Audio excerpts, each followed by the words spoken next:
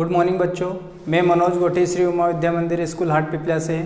Last video में हम लोग देख चुके थे जिंक के प्रमुख कार्य, जिंक की कमी से कौन कौन से लक्षण होते हैं वो भी देख चुके थे हम। अब नेक्स्ट हमारा सूक्ष्म पोषक तत्व में अगला पोषक तत्व आता है जिसके हमें पौधों में कार्य और उनकी कमी के लक्षण देखना है। तो यहाँ पर हमारा आता है बोरॉन के प्रमुख कार्य एवं उनके महत्व की, पौधों में बोरान के क्या कार्य होते हैं वो चीज़ देखते हैं। सबसे पहला पॉइंट दे रखा है अपना, पौधों में कैल्शियम तथा पोटेशियम के अनुपात को, यहाँ पर अनुपात है के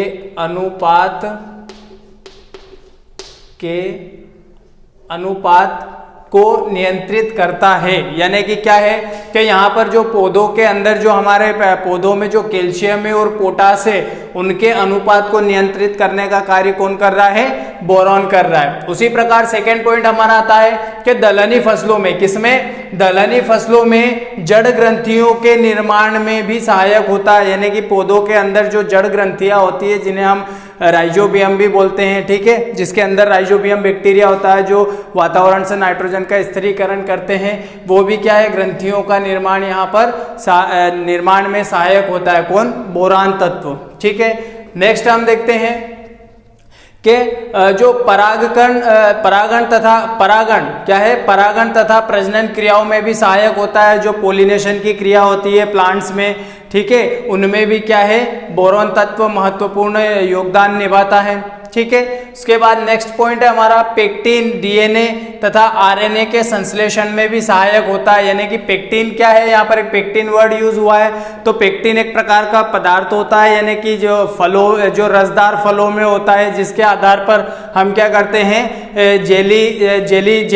जेली जो बनाते हैं उसके निर्माण में पेक्टिन का महत्वपूर्ण योगदान होता है। यानी कि जो फलों के अंदर जो पेक्टिन की मात्रा होती है उसके आधार पर हम क्या करते हैं? जेली बनाते हैं। ठीक है, अब जेली जो पेक्टिन का जो परीक्षण होता है वो हम जेलीमीटर द्वारा करते हैं। किसके द्वारा करते हैं? जेलीमीटर द्वारा, जो कि हम फसल उत्पादन में आगे आने वाले चैप्टरों में देखेंगे। ठीक है, तो यहाँ पर पेक्टिन के निर्माण में सहायक होता है, डीएनए तथा आरएनए के संश्लेषण में भी सहायता करता है। यानी कि बोरान तत्व क्या है? पेक्टिन डीएनए तथा आरएनए के संश्लेषण में भी सहायक होता है। इसी प्रकार से हम आगे देखते हैं बोरॉन की कमी के लक्षण। तो स्टूडेंट्स यहाँ पर हम देखते हैं इसकी कमी से पौधों में बोनापन आ जाता है। यदि पौधों में बोरान तत्व की कमी होती है तो इसमें क्या होता है कि इसकी कमी से पौधे कैसे हो जाते हैं? बोने रह जाते हैं। नेक्स्ट पॉइंट हमारा आता है बोरॉन की कमी से चुकंदर में हार्ट रोट रोग हो जाता है। यानी कि हम जनरली देखते हैं कि जो चुकंदर होता है, या बहुत सारे चुकंदर कुछ जिनमें हार्ट रोट बीमारी आ जाती है, उनको हम बीच में से तोड़ते हैं तो हल्के हल्के से लाल निकलते हैं और स्वाद में बिल्कुल ही अलग होते हैं, जिनको हम खा नहीं पाते, कड़वे टाइप के लगते हैं। तो उस बीमारी को हम क्या बोलते हैं? हार्ट रोट बीमारी बोलते हैं। और फूल गोभी में ब्राउनिंग रोग लग जाता है। यानी कि जो उसका तना होता है वो खोखला हो जाता है और ऊपर से जो उसका जो फूल होता है उसमें क्या होता है कि जो ब्राउन कलर शो होने लगता है। ठीक है, उसके बाद तंबाकू में टॉप सिकनेस रोग, यानी कि टॉप सिकनेस यानी कि जो ऊपर की जो पत्तियां होती है वो मूर्छा सा जाती है, यानी कि झुर्रीदार पत्तियां उसमें बन जाती है। तो इस प्रकार से यहाँ पर तंबाकू में क्या है? टॉप सिकनेस रोग किसकी कमी से हो रहा है? रोग बोरॉन तत्व की कमी से। आप लोगों ने जैसे कि बहुत सारे फ्रूट का फटना, यानी कि जैसे आपने टमाटर देखा होगा, टमाटर भी क्या होते हैं? फट जाते हैं। बहुत सारे टमाटर फट जाते हैं तो वो किसकी कमी के कारण फट जाते हैं? बोरॉन तत्व की कमी के कारण ही फलों का फटना होता है। ठीक है, तीसरा पॉइंट हमारा आता है जड़ ग्रंथियों का विकास सही से नहीं हो पाता है। यानी कि पौधों में क्या है? जड़ ग्रंथियां जो कि नाइट्रोजन फिक्सेशन में महत्वपूर्ण योगदान निभाती है, वो भी क्या होती है? उन ग्रंथियों का निर्माण ठीक से नहीं हो पाता है। लास्ट पॉइंट हमारा है पत्तियों पर प्रायः लाल या पीले रंग के क्या होते हैं? धब्बे दिखाई देने लगते हैं। किस रंग के? लाल या फिर पीले रंग के धब्बे दिखाई देने लगते हैं। तो इस प्रकार से हमारे यहाँ पर बोरान के प्रमुख महत्व और जो उसकी कमी से होने वाले जो पौधों में रोग होते हैं या फिर उसकी कमी डिफिशियंसी से उसकी जो कमी से जो पौधों में कौन कौन से रोग होते हैं या फिर पौधों पर क्या इफेक्ट करता है वो यहाँ पर कंप्लीट हो जाते हैं। बच्चों इसी वीडियो में हम आगे देखते हैं आयरन, जिसको हम लोहा भी बोलते हैं, ठीक है। आयरन के प्रमुख कार्य एवं इसके महत्व देखते हैं। आयरन को हम Fe से डिनोट करते हैं, ठीक है। इसका जो सिंबल होता है वो क्या होता है, डिनोट कैसे करते हैं हम, Fe से करते हैं। अब आयरन के महत्वपूर्ण क्या कार्य होते हैं, पौधों में इनके क्या रोल होते हैं वो देखते हैं। पहला पॉइंट हमारा होता है कोशिकाओं के विभाजन में सहायक होता है, यानी कि जो आयरन होता है इसका प्रमुख कार्य क्या है, ये पौधों में कोशिका यानी कि सेल डिवीजन में भी महत्वपूर्ण इसका रोल होता है, किसका, आयरन का।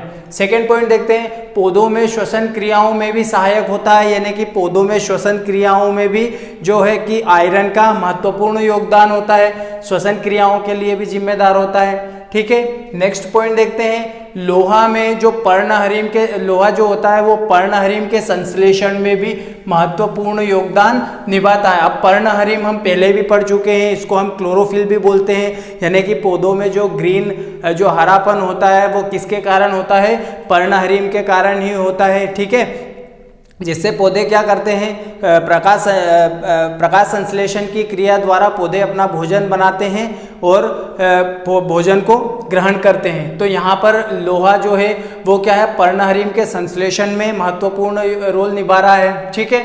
नेक्स्ट पॉइंट देखते हैं, पौधों में प्रोटीन संश्लेषण में भी सहायक होता है। यदि पौधों के अंदर प्रोटीन का संश्लेषण हो रहा है तो वहाँ पर भी क्या है, आयरन का महत्वपूर्ण योगदान है। तो इस प्रकार से आयरन के यहाँ पर महत्व कंप्लीट हो जाते हैं, यानी कि आयरन के क्या कार्य हैं वो कंप्लीट हो जाते हैं। अब हम इसके आगे देखते हैं, आयरन की कमी से पौधों पर क्या लक्षण दिखाई देते हैं, यानी कि हमें किन किन चीज़ों से हम उसका जजमेंट लगा सकते हैं कि पौधों में किस पोषक तत्व या फिर आयरन पोषक तत्व की कमी जा रही है। तो पहला पॉइंट देखते हैं कि जो नई पत्तियां होती है वो पीली और सफ़ेद हो जाती है। जो पौधों के अंदर जो नई पत्तियां निकलती हैं उनका कलर कैसा होने लगेगा, पीली या फिर सफ़ेद होने लगेगी। तो हम समझ जाएंगे कि पौधे में क्या है कि आयरन की कमी जा रही है। सेकंड पॉइंट देखते हैं कि जो पौधा क्या है, पतला रहेगा, यानी कि पौधे की जो मोटाई होगी वो कम रह जाएगी और पौधे क्या है, छोटे रह जाएंगे हाइट में, ठीक है।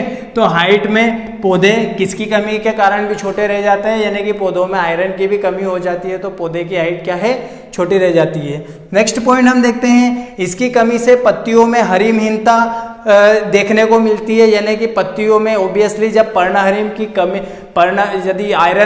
यदि आयरन के कारण पौधे में हरिमहीनता आती है तो क्यों, क्योंकि पर्णहरिम पर्याप्त मात्रा में नहीं होता है या फिर पर्णहरिम में कमी होना यानी कि क्लोरोफिल की मात्रा कम रहेगी तो पत्तियां कैसी हो जाएगी, उसमें हरापन खत्म होने लगेगा, ठीक है। तो उसके कारण क्या है कि इनमें जो हरिमहीनता देखने को मिलेगी पत्ती में, और कुछ भाग में तो हरिमहीनता देखने को मिलेगी या फिर कुछ भाग जो संपूर्ण भाग में भी हो जाती है, यानी कि जो हरिमहीनता है ये कुछ भाग में पत्तियों में कुछ में देखने को मिलेगी या फिर ज़्यादा इसकी कमी रहेगी तो ये क्या है, पूरे पत्ती के पूरे भाग में या फिर पूरे भाग में देखने को अपने को मिलेगी, ठीक है। यहाँ पर लास्ट पॉइंट हम देखते हैं, श्वसन क्रिया धीमी हो जाती है। तो यदि किसी पौधे में यदि मान लो आयरन की कमी जा रही है तो वहाँ पर क्या है, पौधे में श्वसन क्रिया बहुत धीमी हो जाती है, ठीक है। तो ये यहाँ पर आयरन की कमी के प्रमुख लक्षण भी हमारे कंप्लीट हो जाते हैं। अब नेक्स्ट वीडियो में हम जो बाकी के सूक्ष्म पोषक तत्व हैं उनको लेकर के आप लोगों के सामने उपस्थित होंगे। Thank you.